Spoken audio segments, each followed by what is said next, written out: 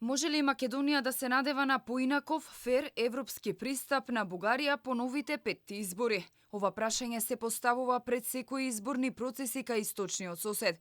Дали новиот парламентарен состав ќе ја смени риториката и ќе престане со сите провокации? Откако ни последните избори во 2022 не донесоа убедлив победник кој ќе формира влада, се поизвестна беше политичката нестабилност во Бугарија, која беше и е контрапродуктивна и за нас. До сега секоја бугарска влада беше единствено стабилна во нејзината националистичко-провокативна и крајно иредентистичка политика кон Македонија. Вчера и официјално почна изборната кампања. Спиралата на избори во последните 2 години и мачните неуспешни обиди да се најде владеачка формула ги соочува партиите да бараат нови решенија.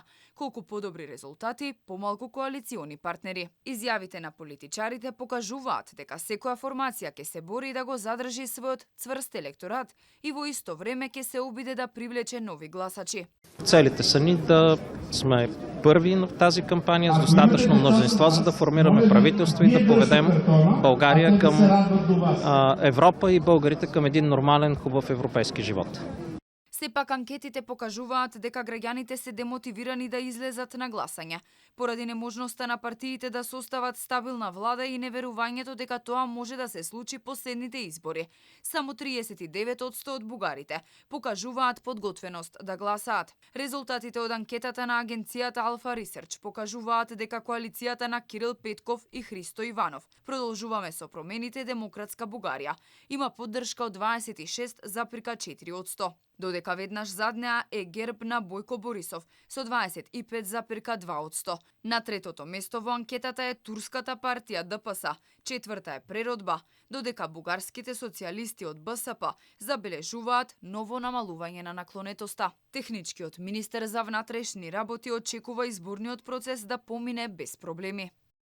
Мисля, че подготовката върви много добре. Предизвикателство за нас беше да обезпечим технически провеждането на вота с оглед на новите правила, но към вчерашна дата мисля, че проблемите в това отношение бяха отстранени, така че вярвам, че машинният вод ще се проведе също безпроблемно и вярвам, че записването и излъчването на броенето на изборните резултати ще мине без сътресения.